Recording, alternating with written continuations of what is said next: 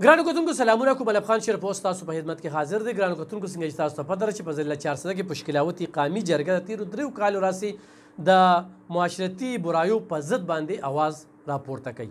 په هغې کې سود دی، په هغې کې آیس دی او په هغې کې قبضه مافیا ده او ورسره په دې سیمه کې چې چېرته خو هم جنګ جګړې وي نو هلته کې روغې جوړې کوي. خپل بھرپور کوشش کوي خو تر اوسه موږ دا ووایو چې موږ ناکامه یو. او ناکامه پسې یو، ناکامه په دې یو چې موږ سپورس نه یو چې د سړي ګریوان ته لاس واچو او موږ یې ولې ګرفتار کړو او موږ په عدالت کې مقدمه وچلو. موږ یې په ګوته کوو او په جار یې په ګوته کوو چې په پلانکي سیمه کې پلانکي نومې کس انټرنیشنل ډرګ مافیا دی. دې وخت کې زموږ تنګي تحصیل په ټوله نړۍ کې په ټول پاکستان کې تنګي تحصیل په ټول پاکستان کې انټرنیشنل ډرګ مافیا لري. بیا شب قدر او په دې اغله باندې 400 تحصیل محفوظه دي. زه یو لفظ استعمالوم په جار باندې انټرنیشنل ډرګ مافیا. نو دا د چا ناکامي ده؟ د ادارو ناکامي ده. اوس دغه خلک یو خبره کوي چې موږ یې خو دلته نه کوو یار، موږ یې خو بار کوو. نو دا بار ته چې کوم دی نو دا په دې ایرپورټ باندې ځي. په کوم ایرپورټ باندې ځي؟ د پیښور، لاهور، اسلام آباد، کراچۍ. اوس په دغه ایرپورټ کې څوک وي؟ ادارو والا وي. د دغه ادارو والا په مخ څپېړه ده چې دا دې په سینګ وځي. څوک یې په وجود کې وړي او باتروم کې کیني، ځان یې پړسولي، په ځان باندې نخرې تېرې کړي، ډېرې میاندې خویندې کونډې شوې. ګرانو کتونکو اوس پولیس کوم ځای کې ناکامه دي. پولیس چې کله سرلښکر دی، تکړه وي، نو کله هم نشي ناکامه کېدی. په بعض ځینو کې پولیس والا یریدلي دي او په بعض ځینو کې بعضې پولیس خلکاران د دغې خلکو سره ملو وي، د دغې خلکو په حجرو کې چیس کي او دغې خلکو سره رالشي یې بس پیسې ترې خوري. کورونه یې ورله جوړ کړل، ګاډي ورله ورکړل، قسم قسم ټوپکې تمانچې ورله ورکړلې او ورسره چې کوم دی نو د دغې خلکو پوره ملاتړ جوړېږي. خو ګرانو کتونکو بعضې ځایونو کې پولیس لاس اچوي، نوکری سره هغه ته خپل بچي عزیز وي او دا توره وردي چې تا واچوله نو دې وردی څه کار دی؟ جرایم پیشه خلک رانیول. جرایم پیشه خلکو په سر باندې تاله د حکومت پاکستان د خزانې نه تنخوا درکړي. دا ستا کار دی، په مې احسان نه دی. زما دا په ته احسان دی چې زه په جار چغې وم او لګیا یم. نو د هغوی په ضد باندې احتجاجي مظاهرې بیا کېږي. نو زه دغه پولیس والا ته وایم چې همت په نه بیلی، همت په نه بیلی. خلک به احتجاجونه هم کوي، خلک به چغې سورې هم وخي، خلک به درخواستونه هم کوي، خلک به بایسې هم کوي. خو بره د الله کیمره لګېدلې ده، د انسانانو د کیمرې نه راوځې او په دې ډرګ مافیا سره د ډېرې د ادارو غټ غټ افسران هم ملو دي.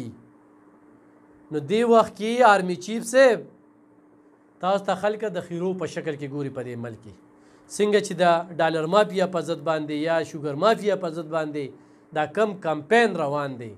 نو د ډرګ مافیا په ضد باندې ته کمپین شروع کړو، دې کې به تا ته ستا د ادارې او د نورو ادارو داسې خلک مخې ته راشي چې دا په دې ایرپورټ باندې څنګه دا پیټی ځي او د دې پیسو د رشوت شکل شوي، یوه پیټی، دوه پیټی، درې پیټی. پیټی کې څه وي؟ یو پیټی کې 50 لاک وي.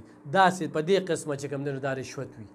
د دې نور هم داسې ښه نومونه دي، دې وخت کې زما ذهن ته نه راځي، خو په دغه طریقو باندې دا څیزونه چې کومه ده دا تقسیموي.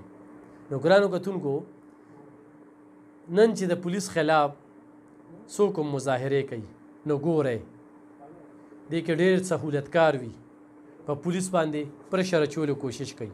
نو پشکلاوتي قامي جرګه د دغه شان پولیس والا ملګري دي، هغوی سره څنګ په څنګ ولاړ دي، د هغوی ملاتړ کوي، هغوی له هر څه ته تیار دي.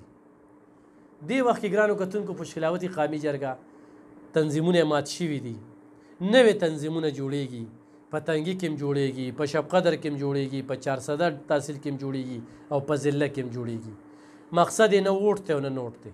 کوم خلکه زموږ سره په دې کې ملاتړ کوي، ملګرتیا کوي او وایي چې د دې خپلې سیمې نه دا ناسور ختم کو د دې په ضد باندې اواز پورته کو په دې جهاد کې ځان شامل کو نو بالکل زمونږ سره رابطه کولی شي دا زمونږ او ستاسو ذمواري ده او دا ذموارۍ باندې چپ نه دي پاتې کېدل نو ګرانو کتونکو نن سبا د پولیس په ضد باندې خو داسې قسمه تاسو احتجاجونه وینئ نو د هغې بیک ته ګورئ هغې کې به سیاسي خلک هم ملګرتیا کوي ملاتړ به کوي ځکه چې دلته کې په ایم پی آی ایم این اے باندې انویسټ کېږي انویسټمنټ داسې انویسټمنټ به کېږي چې د هغه ټول خرچې اخراجات دا هم د دغه سیاسي خلکو پیداوار دی چې هغوی یې سپورټ کوي نو زموږ دغه شان سیاسي خلک نه دي په کار موږ د خپله سیمه صفا غواړو او د صفا دپاره به موږ اواز پورته کوو او چې کوم پولیس والا په دې کې ککړ وي نو هغه پولیس والا زمونږ دشمن دی او زه نگران وزیر اعظم ته هم دې وخت کې ویم